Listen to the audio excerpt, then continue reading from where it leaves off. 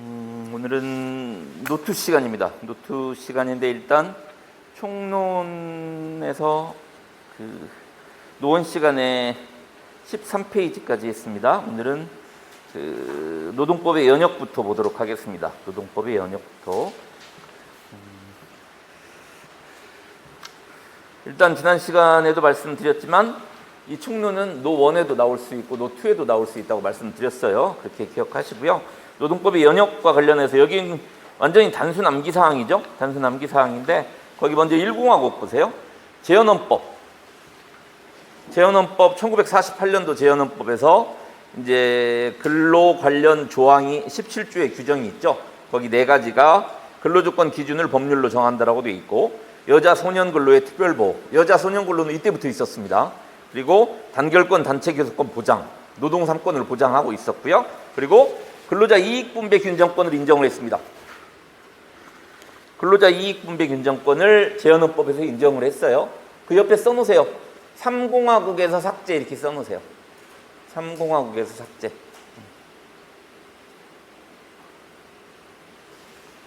(1960년대) 삭제했다는 얘기예요. 그건 이거 1948년도에 그 근로자 이익분배 균정권을 인정을 했다가 3공화국 헌법에서 이제 삭제를 했습니다. 다음에 2번 헌법의 근거 규정에 의한 노동관계법 제정. 우리나라는 1953년도에 노동사법을 제정을 했습니다.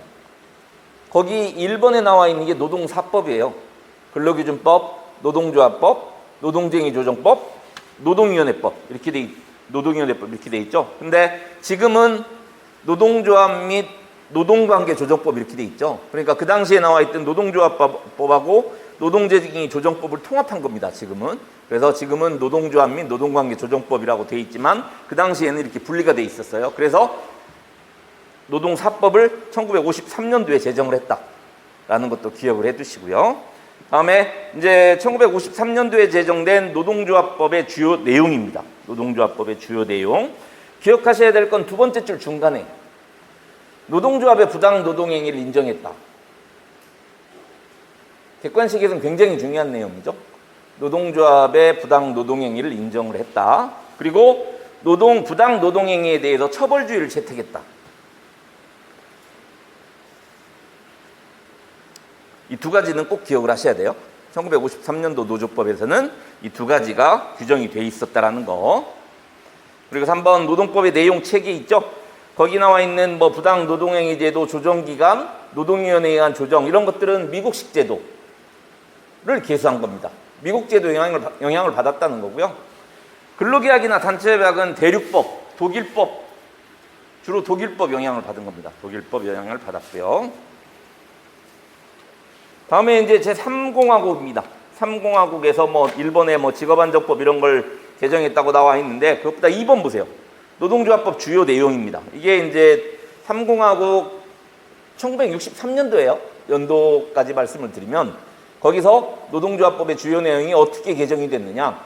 첫 번째 줄 끝에 보세요. 산별노조를 강제했습니다. 그러니까 이 당시에는 산별 노조만 만들 수 있었다는 거예요. 기업별 노조는 못 만들었어요.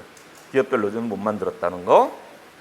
그리고 조금 전에 1953년도 노조법에서 노동조합의 부당 노동행위를 인정을 했다라고 그랬죠. 여기서 삭제했습니다. 여기서 삭제하고 지금까지 우리 노조법은 사용자의 부당 노동행위만 인정을 하고 있어요. 여기 삭제하고 지금까지. 굉장히 1차에서 중요한 내용이죠. 1차에서.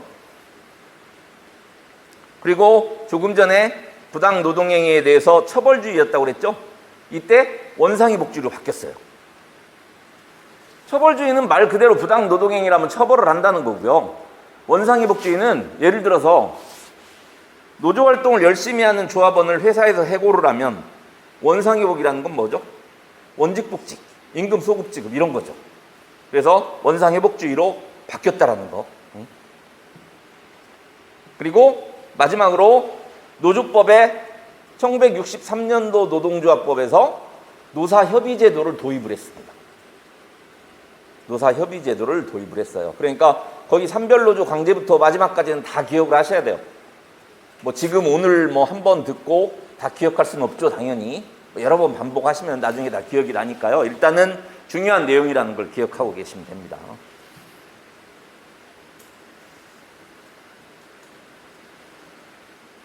다음에 4번 오공화국입니다. 1980년대죠? 80년대.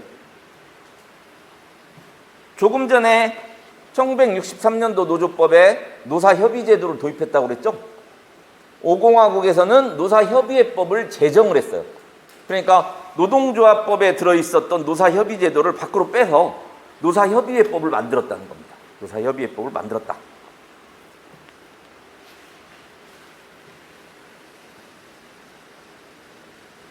그리고 1980년대에 최저임금법을 제정을 했습니다. 최저임금법을 제정을 했고요. 그리고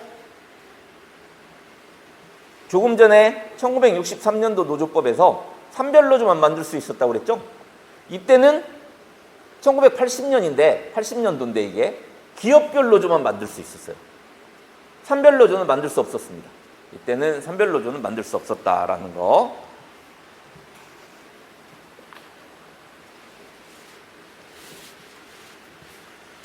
다음에 그 육공화국과 관련해서는 거기 뭐 일본에 노동사법의 폐지 및 제정의 특징이 있는데 기업권, 아까 말씀드린 거죠.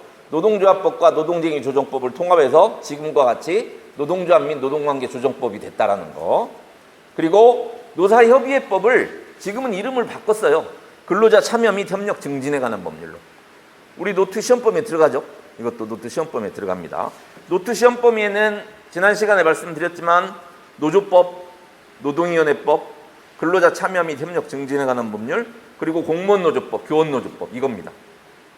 지난 시간에 말씀을 드려서 말씀 안 드렸지만 이 노조법에서 21문제가 나오고 나머지 4개 법률에서 1문제씩 이렇게 해서 25문제가 나옵니다. 그래서 쭉 나머지는 뭐 지금 안 보셔도 되고요. 이제 그 관련된 부분에서 하나하나 말씀을 드리도록 할게요. 19페이지 보세요.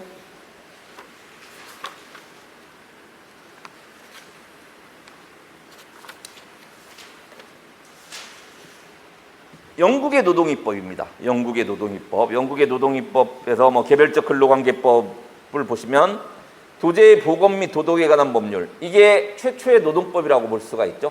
최초의 공장법은 최초의 노동법이라고 볼 수가 있는 거고요. 두 번째, 공장소년 노동법을 제정을 했는데 이게 여기서 근로감독관제를 처음으로 규정을 했습니다.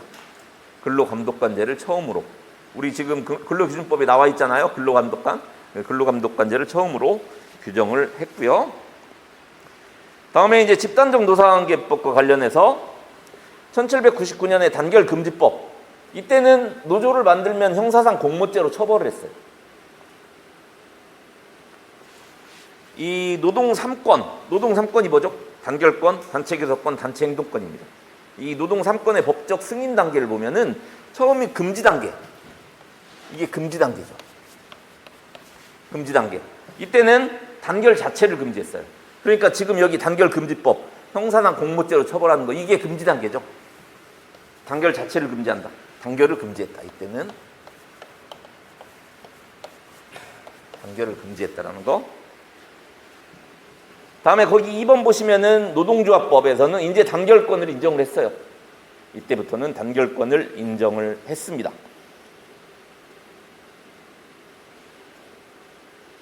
이 금지 단계 다음이 이제 소극적 방임 단계라고 합니다. 이걸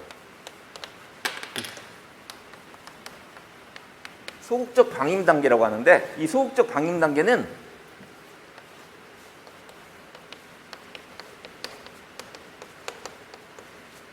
형사면책은 인정이 되는데 민사면책은 인정이 안 되는 단계.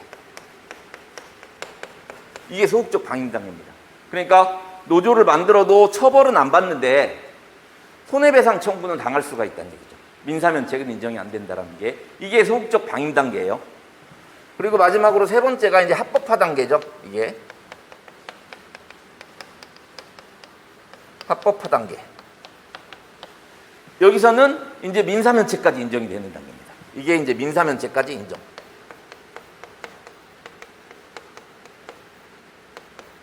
민사면책까지 인정되는 단계. 이게 노동 3권의 법적 승인 단계라고 할 수가 있죠. 노동 3권의 법적 승인 단계라고 할 수가 있고요. 그래서 거기 19페이지 마지막에 나와 있는 노동쟁의법 1906년, 이게 이제 쟁행에 대한 민사면책을 인정을 해서 이제 이게 합법화, 이게 합법화 단계인 거죠. 승인 단계 또는 합법화 단계라고 할 수가 있고요.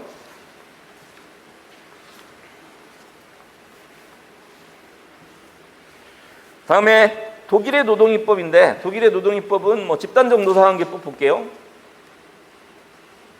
단체협약법 1918년이죠. 단체협약의 규범적 효력을 최초로 인정을 했다. 아까 단체협약은 독일법의 영향을 받았다고 그랬죠.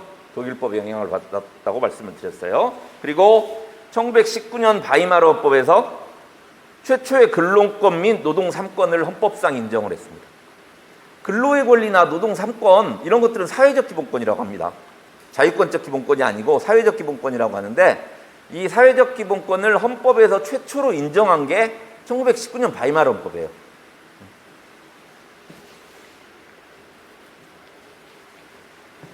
근데 이제 이게 뭐 시험하고 관계없습니다. 이 바이마르 헌법이 헌법사적으로는 굉장히 중요한데 거의 실시를 못했죠.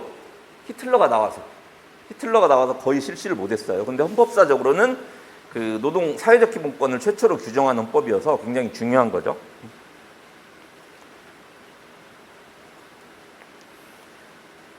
(3번에) 있는 협동적 노사관계법은 이제 노사협의회법 같은 거예요. 지금 우리나라에 있는 노사협의회법 같은 걸 얘기하는 거고요.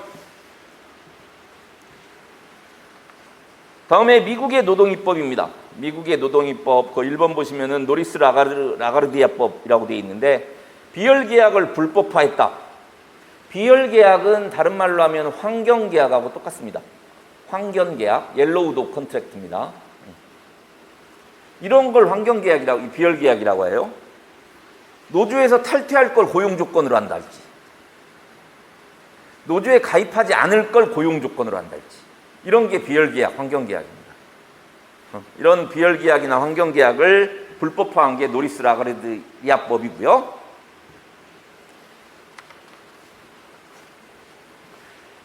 다음에 두 번째가 와그너법입니다.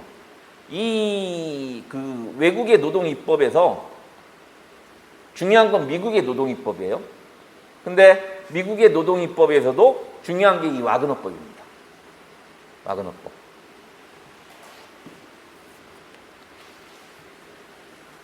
그래서 와그너법은 1935년도에 제정이 됐는데, 1935년도는 시대적으로 미국 대공황이죠. 대공황입니다. 그래서 듣기만 하세요. 대공황을 극복하기 위해서 노조 우위를 인정한 게 이 와그너법이에요. 대공황의 원인을 그때 유효 수요 부족이라고 봤어요. 사람들이 뭘 소비를 안 한 걸 이제 원인이라고 본 거예요. 그래서 이 와그너법에서는 노조 우위를 인정을 해서 그 사용자의 이윤을 노조한테 많이 배분을 한 거죠. 왜? 많이 쓰라고. 노조한테 배분을 하면은 이제 근로자 조합원들한테 간다는 전제가 있는 거죠. 그래서 유효수요를 창출을 하겠다는 겁니다. 그래서 노조 우위를 인정한 게 이 와그너법이에요. 그래서 와그너법에서는 클로우즈 샵을 인정을 했습니다. 클로우즈 샵은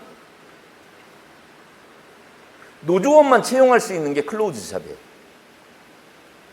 그러니까 내가 취업을 하려면 노조에 가입을 안 할 수가 없는 거죠. 그러니까 노조한테 굉장히 유리한 거죠. 노조한테 굉장히 유리한 게 클로우즈 샵입니다. 그래서 클로우즈 샵을 인정을 했다. 다음에 사용자 측 부당 노동행위를 신설을 했습니다. 처음으로. 이 부당 노동행위를 최초로 신설을 했어요. 그러니까 사용자 측 부당 노동행위를 신설했다는 얘기는 사용자의 노동 3권 침해 행위를 금지시켰다는 거죠. 사용자의 노동 3권 침해 행위가 부당 노동행위예요. 부당 노동행위예요. 그래서 사용자 측 부당 노동행위를 신설을 했고, 노동 3권을 이제 와그너법에서 법적으로 보장을 했고요. 그리고 배타적 교섭제를 인정을 했다. 이 배타적 교섭제라는 건 이제 과반수 노조만 단체 교섭을 할 수 있도록 했다는 얘기입니다. 과반수 노조가 단체 교섭을 할 수 있도록 인정을 했다라는 거고요. 그리고 이 와그너법에서 노동위원회를 최초로 신설을 했습니다. 와그너법에서.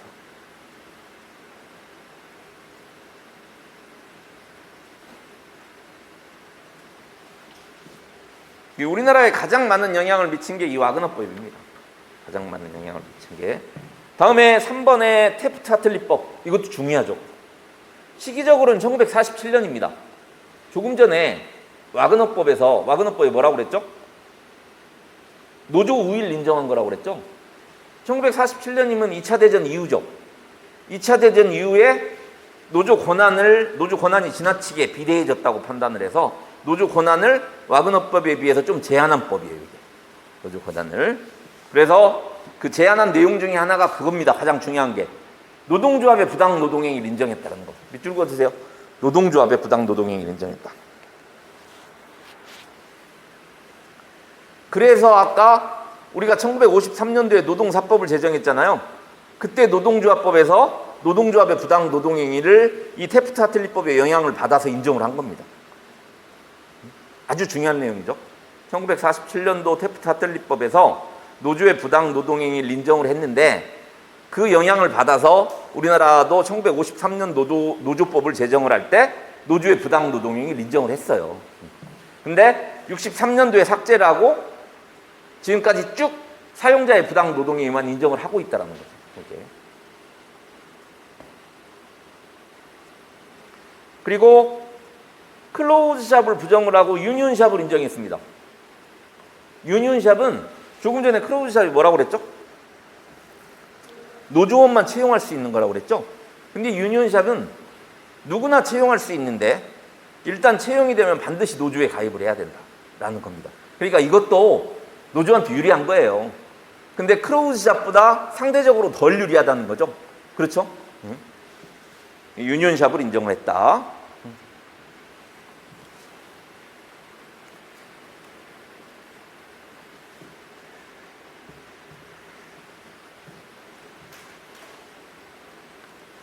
마지막으로 랜드론 그리핀법 1959년도입니다. 이건 여기서 강조한 건 거기 나와 있는 조합 민주주의를 강조를 했었어요.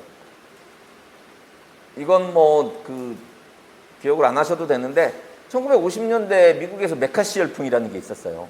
그러니까 공산주의자를 막 색출하고 이런 그 열풍 같은 게 불었었죠. 그래서 공산주의자들을 조합 간부 취임을 금지시킨 게 이 법입니다. 그래서 이제 조합 민주주의를 특히 강조를 한 거죠. 그게. 근데 아무튼 그 미국의 노동입법에서 가장 중요한 게 와그너법이고 두 번째가 테프트-하틀리법에서 노동조합의 부당 노동행위를 인정했다는 거. 이게 가장 중요합니다.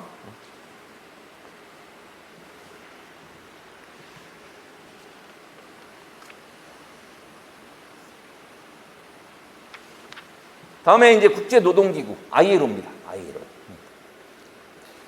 ILO는 그 연역 보시면 첫 번째 줄 끝에 1919년 베르사유 평화조약 제13편 노동편 규정에 의해서 설치된 국제기관입니다. 그러니까 1919년은 1차 세계대전 후에요. 1차 세계대전 후에 베르사유 평화조약에 의해서 ILO가 설립이 됐다는 거죠. ILO가 설립이 됐어요.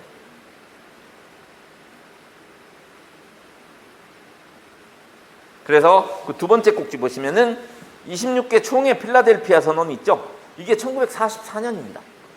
1944년인데 그 네 가지 1번, 2번, 3번, 4번 있죠? 한번 읽어보세요.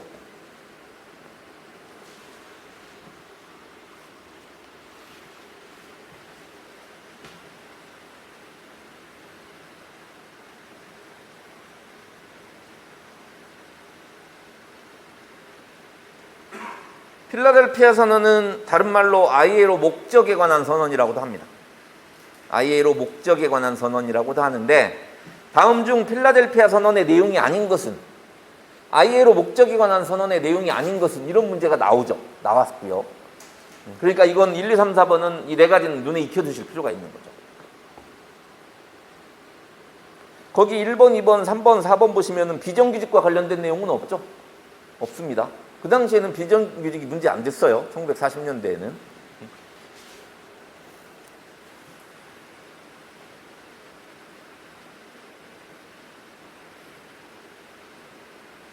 그리고 이 ILO는 1969년에 노벨 평화상도 수상을 했고요. 그리고 조직을 보시면 총회입니다. 총회는 국제노동회의라고 하는데 1년에 1회 이상 하도록 되어 있습니다. 그래서 총회 구성은 거기 첫 번째 줄 보세요. 거기 밑줄 그어두세요. 각국 대표단 4인으로 구성된 3자 협의기구다.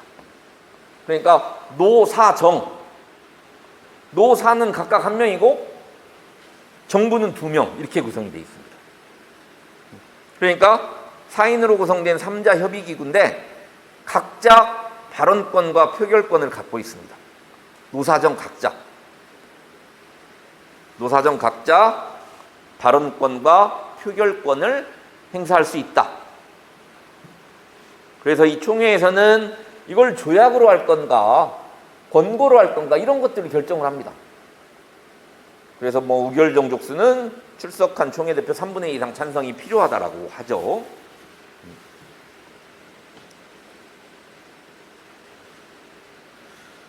다음에 3번 가입 방식. 유엔 회원국은 국제노동사무총장에게 우리 국제노동기구 헌장의 공식 수락을 통보함으로써 회원국 지위를 취득하지만 비회원국은 총회 승인을 얻어서 지위를 취득한다. 우리나라는 1991년에 가입을 했습니다. 근데 우리나라는 유엔에 1989년에 가입을 했죠.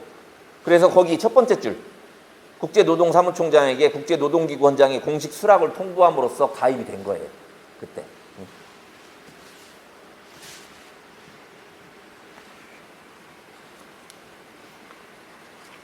그 다음 페이지 보시면 협약하고 권고가 있습니다. ILO 협약이 있고 그냥 권고가 있는데 협약은 가맹국이 비준함으로써 구속력이 인정된다. 그 노동법의 법원에서 지난 시간에 노원 시간에 ILO 협약은 노동법의 법원입니까 아닙니까? ILO 협약은 노동법의 법원이다. 아니죠. 비준협약이 노동법의 법원이죠. 비준협약이. 그래서 그 말이죠. 협약은 가맹국이 비준함으로써 구속력이 인정된다. 이게 노동법의 법원이 될 수 있다는 얘기예요. 근데 권고는 그냥 가이드라인으로서 역할을 할 뿐입니다. 권고는 가이드라인으로서 역할을 할 뿐이기 때문에 이제 법적 구속력 같은 게 인정이 안 되는 거죠. 법적 구속력이 인정이 안 되는 겁니다.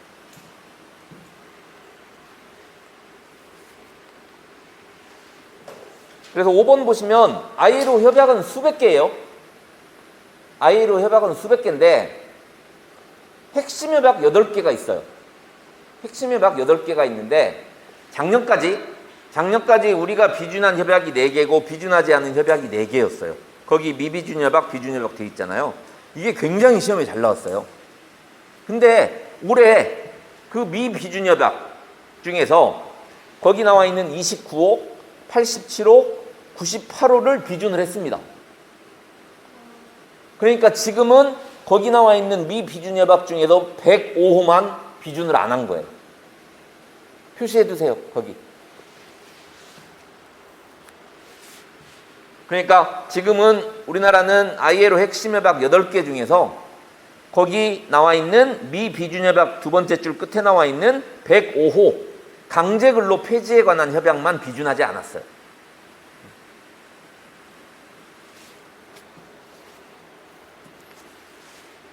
근데 ILO 협약이 수백 개라고 그랬죠? 그 중에 우리가 비준한 것도 있고 비준하지 않은 것도 있어요. 근데 그걸 다 암기할 수는 없습니다. 그걸 다 암기할 수는 없어서 이제 주로 이 핵심 협약 8개 중에서 비준하지 않은 거 4개, 비준한 것 4개 이거 위주로 이제 암기를 하면 거의 여기서 시험이 나왔는데 이제 올해 미비준 협약 중에서 3개를 비준을 해버려서 이제 비준하지 않은 게 강제근로 폐지에 관한 협약 하나뿐이 없다는 얘기죠.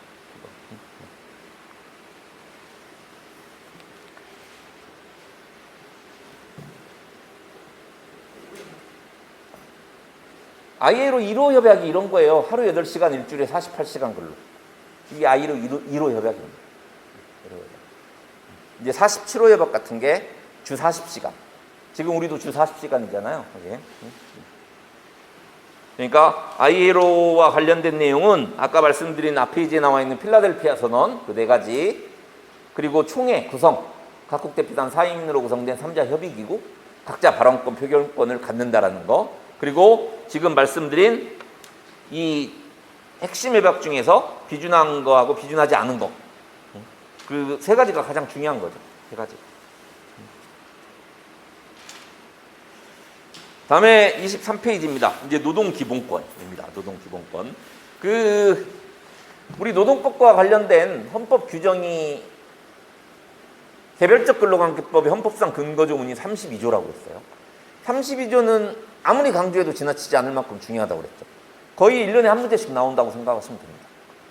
노원이든 노투든 거의 나온다고 생각하시면 돼요. 근데 이 딱 조문만 나옵니다. 여기 나와 있는 거의 95% 이상이 조문만 나와요. 그러니까 여기 32조에 나와 있는 조문을 반드시 기억을 하셔야 되죠. 눈에 익혀두셔야 되는 거예요. 먼저 1항 보세요. 모든 국민은 근로의 권리를 가진다. 근로의 권리. 국가는 사회적 경제적 방법으로 근로자의 고용 증진과 적정임금 보장에 노력해야 되며, 거기 밑줄 그어두세요. 적정임금 보장. 법률이 정하는 바에 의해서 최저임금제를 시행하여야 한다. 최저임금제 밑줄 그어두세요.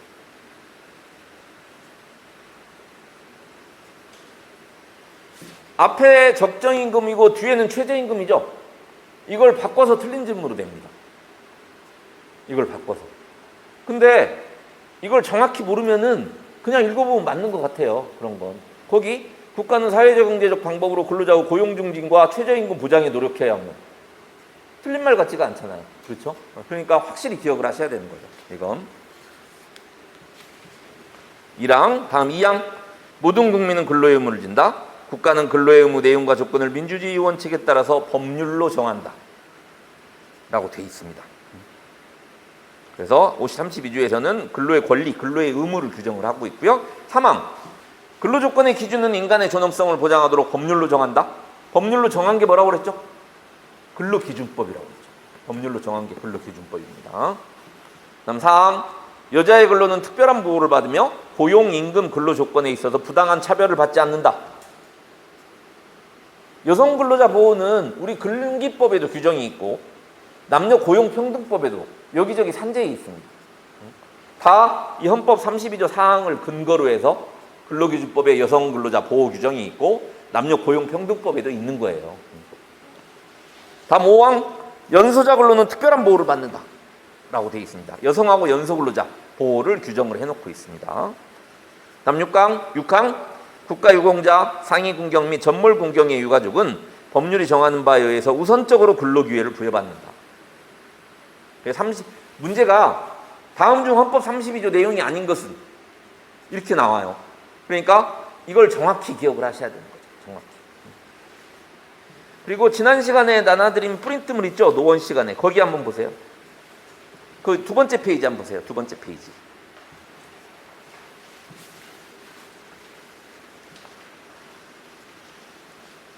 거기 헌법 34조가 나오죠. 헌법 34조는 직접적으로 시험에 나오진 않는데 다음 중 헌법 32조의 내용이 아닌 것은 하고 정답으로 34조의 내용을 넣는 경우가 있습니다. 그러니까 이 34조까지 눈에 익혀두실 필요가 있어요. 가장 중요한 건 32조 내용을 정확히 아시는 거고 34조에 있는 것도 그냥 눈에 익혀두실 필요가 있다는 거죠. 무슨 말씀인지 아시겠죠? 그래서 복습하실 때 한번 읽어보세요. 34조 다시.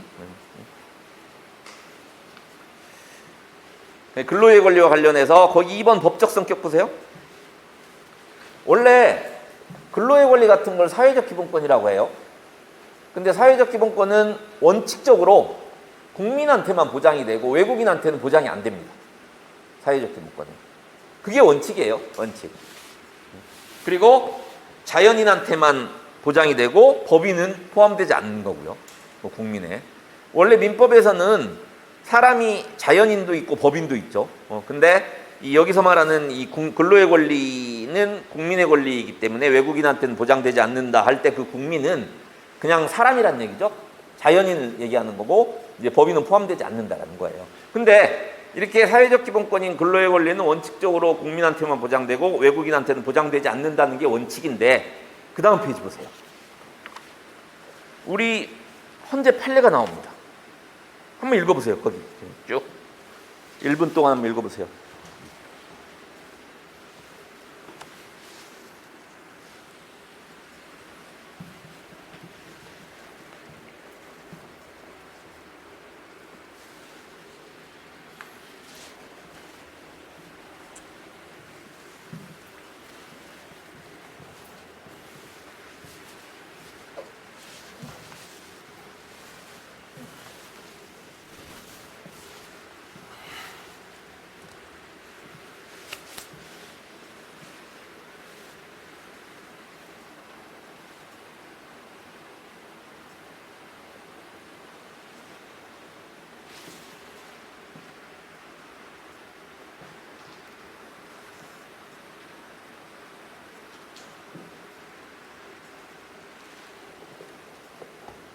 굉장히 중요한 판례죠.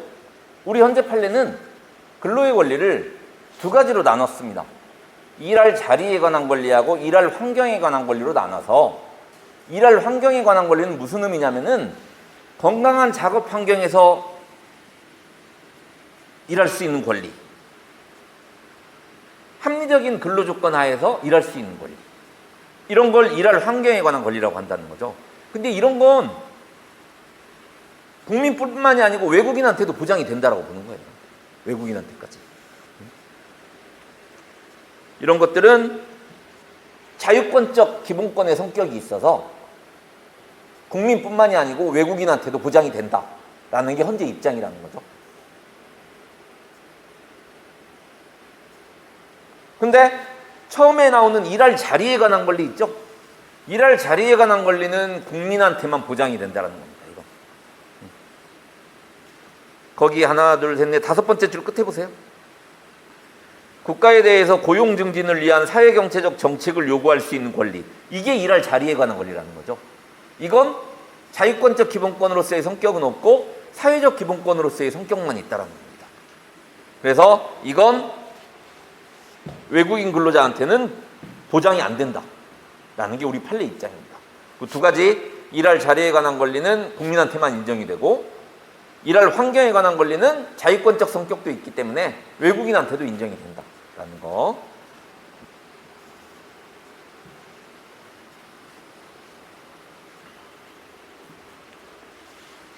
근로의 권리의 내용 3번, 근로기회 청구권이 있다라는 견해도 있고 생활비 지급 청구권이 인정된다라는 견해도 있습니다. 근데 우리 현재 판례는 둘 다 부정하고 있죠. 근로의 권리를 근거로 해서 국가한테 근로기회를 제공해달라고 요구할 수는 없고 생활비를 달라고 요구할 수도 없다는 거예요. 그냥 포괄적으로 고용 증진을 위해서 이제 사회경제적으로 여러 정책을 해달라, 이런 정도만 요구할 수가 있지 구체적으로 근로기회를 제공해달라고 요구할 수는 없다는 거죠. 내가 지금 실업 상태니까 일자리를 달라고 요구할 수는 없다는 겁니다. 그건 크게 중요한 건 아니고요. 지금 3법 32조하고 이 판례, 지금 말씀드린 판례가 중요합니다. 4번의 효력 보시면은 이 헌법 32조는 사인간에도 적용된다고 합니다. 사인간에도. 그러니까 여성이나 연소근로자 보호는 사용자를 구속한다는 얘기예요. 사용자가 여성이나 연소근로자를 보호해야 된다는 얘기죠. 그래서 헌법 32조는 국가적 효력만 있는 게 아니고 사인적 효력도 있다.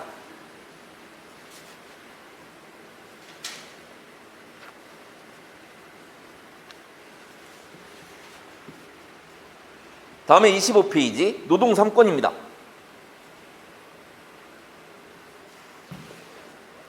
이 노동 3권은 1919년 바이마르헌법에서 최초로 규정을 했죠. 아까 말씀드렸죠? 사회적 기본권을 최초로 규정한 게 바이마르헌법이라고요. 1919년 바이마르헌법.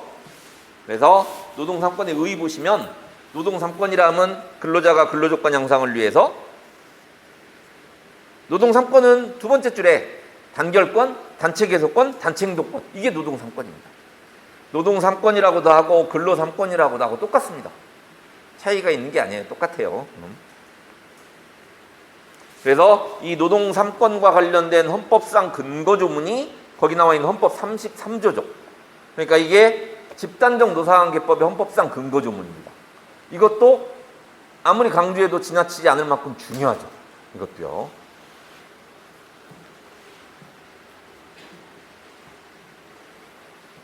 그래서 거기 헌법 33조 1항을 보면 근로자는 근로조건 향상을 위해서 자주적인 단결권, 단체 개소권, 단체 행동권을 갖는다라고 되어 있습니다. 근로자는 노동 3권을 갖는다라는 거죠. 목적이 뭐죠? 뭐라고 되어 있죠? 근로조건 향상을 위해서. 노동 3권의 목적은 근로조건 향상을 위해서 있는 겁니다. 그러면은 누가 근로자인가? 이건 노조법에 근로자 개념이 규정이 되어 있죠. 노조법에. 이따 배울 겁니다. 노조법에 근로자 개념이 규정이 되어 있어요. 근데 헌법 33조 1항을 보시면 알겠지만 노동 3권은 주체가 근로자라고 돼 있죠. 사용자는 어떠한 경우에도 노동 3권의 주체가 될 수 없어요. 옆에 써놓으세요. 사용자는 노동 3권의 주체가 아니다.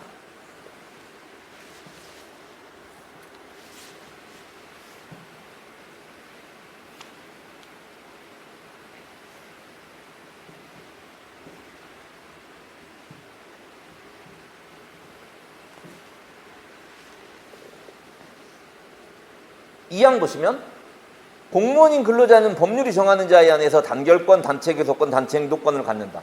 일단 헷갈리시면 안 되는 게 공무원도 근로자입니다. 공무원인 근로자는 이렇게 돼 있죠. 공무원도 근로자예요. 근데 공무원은 여러 가지 정책적 목적으로 법률이 정하는 자에 한해서 노동 3권을 인정을 하겠다라는 거죠. 지난 시간에 프린트물 보세요. 한번. 거기 3페이지 보세요. 3페이지. 거기 보시면 헌법 33조 2항에서 말하는 공무원이 나와 있죠. 거기 보시면 1번에 5급 이상 공무원은 단결권, 단체 개소권, 단체 행동권이 아무것도 인정이 안 됩니다. 왜? 관리자니까. 5급 이상은 관리자이기 때문에 인정이 안 돼요. 근데 두 번째 보세요. 6급 이하는 단결권, 단체 개소권은 인정이 되는데 단체 행동권은 인정이 안 됩니다. 이건 공무원 노조법에 규정이 돼 있어요. 우리 노트 시험법에 들어가 있죠? 공무원 노조법에 규정이 돼 있습니다. 이게.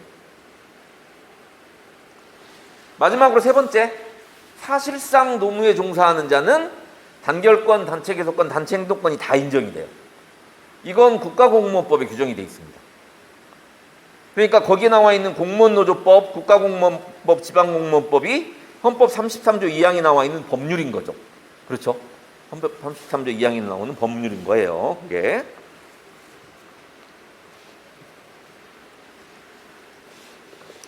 헌법 33조 3항은 뒤쪽에서 다시 볼게요. 다음 3번 노동 3권의 법적 성격입니다. 노동 3권의 법적 성격.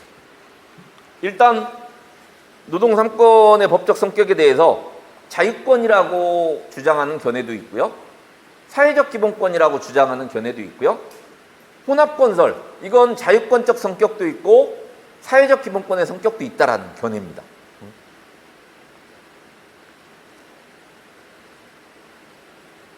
자유권은 어떤 걸 얘기하냐면은 노동 3권의 자유권적 성격은 이거예요.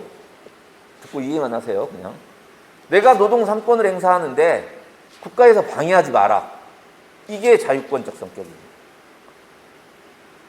근데 노동 3권의 사회권적 성격은 내가 노동 3권을 제대로 행사할 수 있도록 국가에서 적극적으로 개입해서 법이나 제도 이런 걸 만들어 달라고 요구하는 게 사회적 기본권으로서의 성격이에요. 근데 이 노동 3권에 대해서 우리 판례 입장은 거기 3번 보세요. 2번 보세요. 첫 번째 줄에 우리 헌재는 거기 첫 번째 줄 보세요. 사회적 성격을 띤 자유권. 밑줄 그어주세요. 사회적 보호 기능을 담당하는 자유권. 이렇게 표현을 합니다.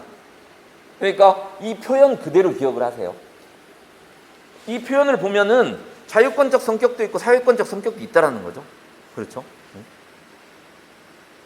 우리 현재 입장은 사회적 성격을 띤 자유권, 사회적 보호 기능을 담당하는 자유권, 이게 노동 3권의 법적 성격이라고 하고 있습니다. 그러니까 이건 자유권적 성격도 있고 그냥 굳이 얘기하자면은 혼합건설이죠. 혼합건설.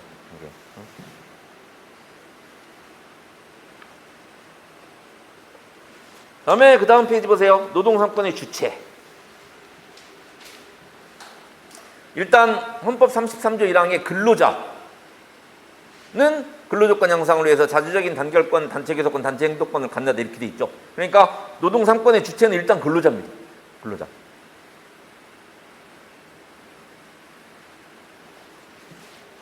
누가 근로자인가? 아까 노조법에 나와 있다고 그랬죠. 거기 두 번째 줄 보세요. 노조법에서 근로자라 함은 직업의 종류를 불문하고 임금, 급료, 기타 이에 준하는 수입에 의해서 생활하는 자를 얘기를 합니다. 근데 거기 판례가 하나 나오죠? 여기서의 근로자는 밑줄 그어두세요. 취업 중인 자만이 아니고 실업 중인 자도 포함한다. 아주 중요한 판례죠.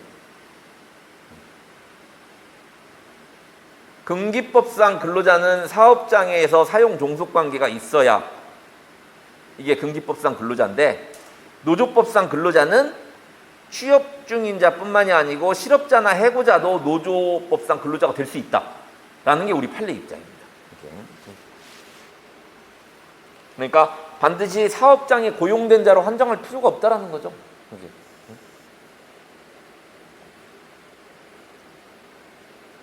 근데 자영업자는 근로자가 아니죠. 자영업자는 근로자 아니에요. 자영업자는. 그리고 노동사가 없는 자도 근로자 아닙니다. 일단 실업자라고 해도 이 사람들은 노동사가 있는 사람들이잖아요.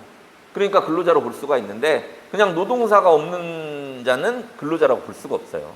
예.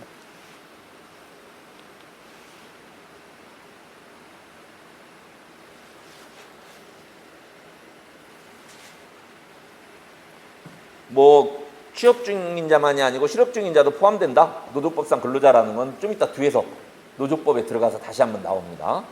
다음에 헌법 33조 1항에는 안 나와 있는데, 노동조합도 노동 3권의 주체입니다. 그러니까 노동 3권의 주체는 근로자 또는 노동조합, 이렇게 생각하시면 돼요. 근로자 또는 노동조합.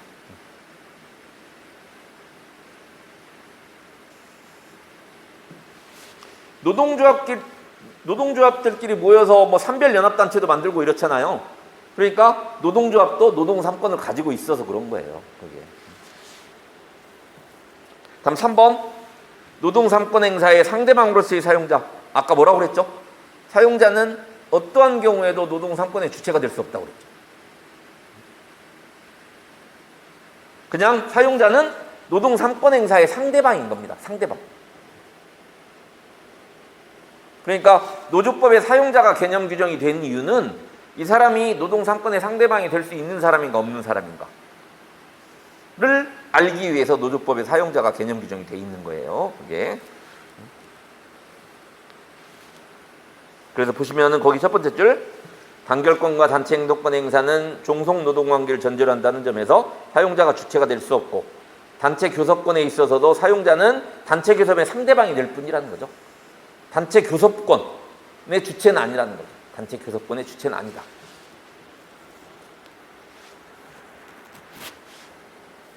근데 사용자도 사용자 단체 이런 걸 만들잖아요. 그건 노동 3권의 주체로서 단결권을 가지고 있기 때문에 만드는 게 아니고, 우리 헌법에는 결사의 자유라는 게 있어요. 결사의 자유. 그러니까 그 결사의 자유를 근거로 사용자 단체를 만드는 거죠. 단결권을 근거로 해서 만드는 게 아니고.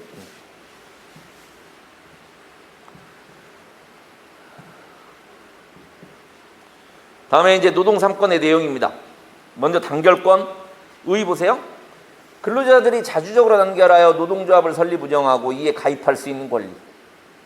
노조를 만들 수 있는 권리. 노조에 가입할 수 있는 권리. 이런 게 단결권입니다. 뭔가 단체를 만드는 거기 때문에 단결권하고 결사의 자유는 비슷하다고 볼 수도 있죠. 단결권하고 결사의 자유는 비슷하다고 볼 수 있습니다. 둘 다 헌법에 규정이 있잖아요. 결사의 자유도 헌법에 규정이 있습니다. 근데 노동법 교수님들은 당연히 단결권하고 결사의 자유가 다르다고 하겠죠. 그렇죠? 프린트 보세요. 거기 그 3페이지.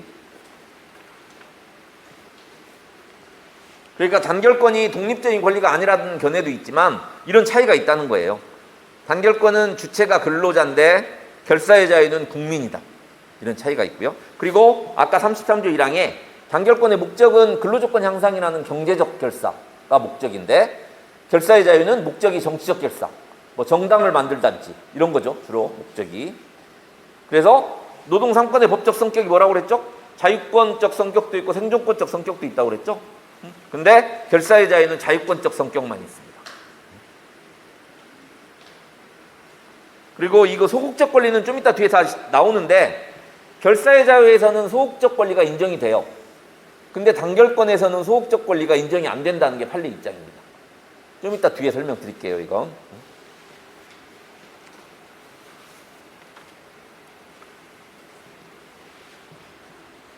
그래서 단결권과 결사의 자유는 다르다라는 거고요. 뭐 이해만 하고 넘어가시면 됩니다. 이런 건. 그럼 3번 개별적 단결권과 집단적 단결권. 조금 전에 노동상권의 주체는 근로자만 되는 게 아니고 노동조합도 주체가 됐잖아요. 노동조합은 집단적 단결권이죠. 개별적 단결권이 아니고. 그러니까 그 개별적 단결권 보시면은 개별적 단결권은 노조에 가입할 수도 있고 노동조합 운영이나 활동에 참여할 수 있는 권리를 얘기하는 거예요. 개별적 단결권은. 그래서 두 번째 줄 끝에 보시면은 우리 노조법은 근로자는 자유로이 노동조합을 조직하거나 이에 가입할 수 있다라고 규정을 하고 있습니다. 우리 노조법 5조에 규정이 있습니다. 노조법 5조에. 집단적 단결권. 아까 노조도 집단적 단결권의 주체라고 그랬죠? 보세요. 근로자단체, 노조입니다. 근로자단체도 이 노동조합이라는 조직을 유지 운영하고 막 확대할 수 있는 권리가 있죠. 그게 집단적 단결권입니다. 노동조합이라는 조직을 유지 운영하고 막 확대할 수 있는 권리, 이게 집단적 단결권이라고 할 수가 있습니다.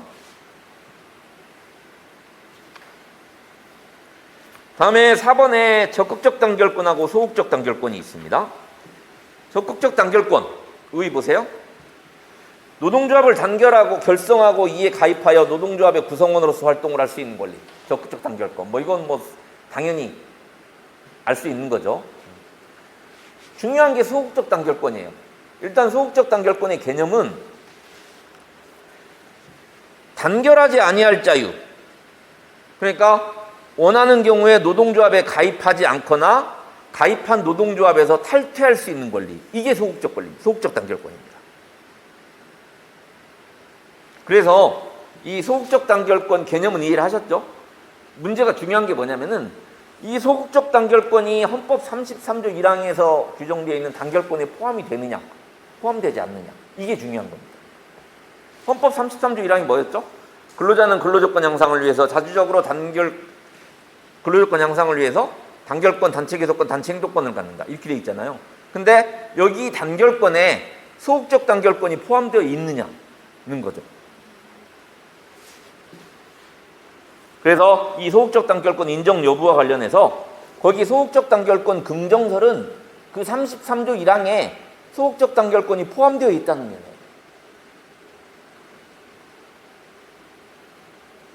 근데 소극적 단결권 부정설은 33조 1항에 소극적 단결권이 포함되어 있지 않다는 견해입니다. 그게 우리 판례입니다. 그 박스. 우리 판례는 소극적 단결권 부정설 입장입니다. 소극적 단결권 부정설 입장.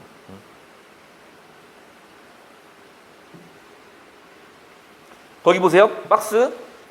헌법 33조 1항은 근로자는 근로조건 향상을 위해서 자주적인 단결권, 단체 기소권, 단체 행동권을 갖는다라고 규정하고 있다. 여기서 헌법상 보장된 근로자의 단결권은 단결할 자유만을 가리킬 뿐이고 단결하지 아니할 자유, 이른바 소극적 단결권은 33조 1항에 포함되지 않는다. 헌재 판례라는 거죠. 근데 헌법 33조 1항에는 포함되어 있지 않지만 조합원이 근로자가 노동조합에 가입하지 않을 수도 있고 가입한 노동조합에서 실제 탈퇴할 수도 있잖아요.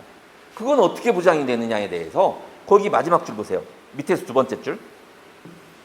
헌법 10조 행복추구권에서 파생되는 일반적 행동자유 또는 결사의 자유에 의해서 보장이 될 수 있다라는 겁니다. 여기까지 기억을 하셔야 돼요.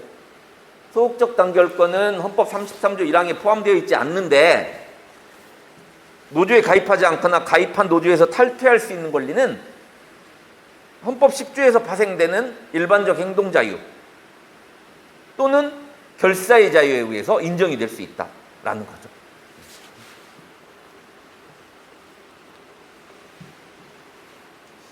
아주 중요한 판례입니다. 아주 중요한 판례. 밑에 5번에 단결 강제의 범위, 단결 강제라는 개념이 나옵니다. 우리 그 프린트를 보세요. 3번. 단결 강제 개념이 나와 있죠. 거기 첫 번째 꼭지에. 종업원에게 조합원 자격의 취득 유지를 강제하는 노조의 권리. 강제로 노조에 가입하게 하는 것. 이게 단결 강제입니다. 단결 강제. 그래서 거기 나와 있는 그 샵조항들 이런 걸 통해서 단결 강제가 이루어지는 거죠. 단결 강제가 이루어집니다.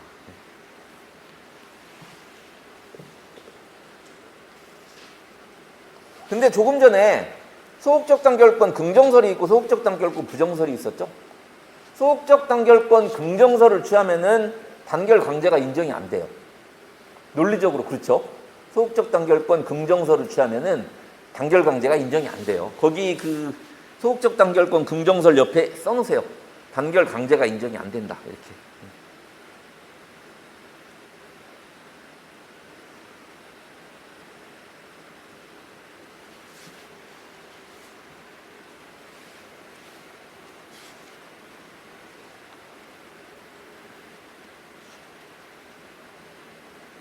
그래서 원래 단결 강제는 소극적 단결권을 부정해야 논리적으로 연결이 된다는 얘기입니다.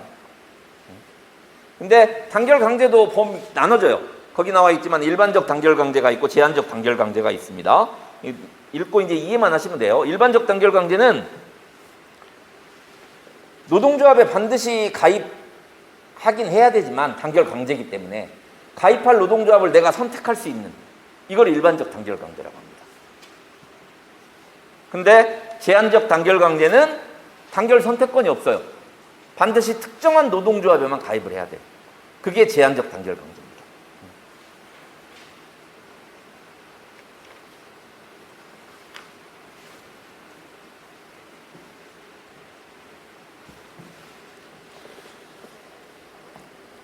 단결권을 봤고요. 단체 교섭권 볼게요. 단체 교섭권이라 하면 근로자가 조직한 노동조합이 근로조건을 유지 개선하기 위해서 사용자와 교섭할 수 있는 권리. 이게 단체 교섭권입니다. 그 다음에 중요한 판례가 하나 나옵니다. 거기에 헌법이 밑줄 그어주세요. 헌법이 단체협약 체결권을 명시하고 있지 않더라도 단체 교섭권에는 단체협약 체결권이 포함되어 있다. 밑줄 그어주세요. 거기까지. 지금까지 한 10번 이상 나왔을 거예요. 지문에. 객관식 지문에. 뭐 맞는 지문으로 나오기도 하고 틀린 지문으로 나오기도 하고요. 만약에 사용자가 단체 교섭을 거부하면은 노동 3권을 침해하는 거죠. 그래서 정당한 이유가 없는 단체 교섭 거부는 뒤에 우리가 아까 이제 앞으로 배울 부당 노동행위가 되는 겁니다. 부당 노동행위가. 마지막으로 세 번째가 단체 행동권입니다. 단체 행동권은 판례에 따르면은 단체 행동권은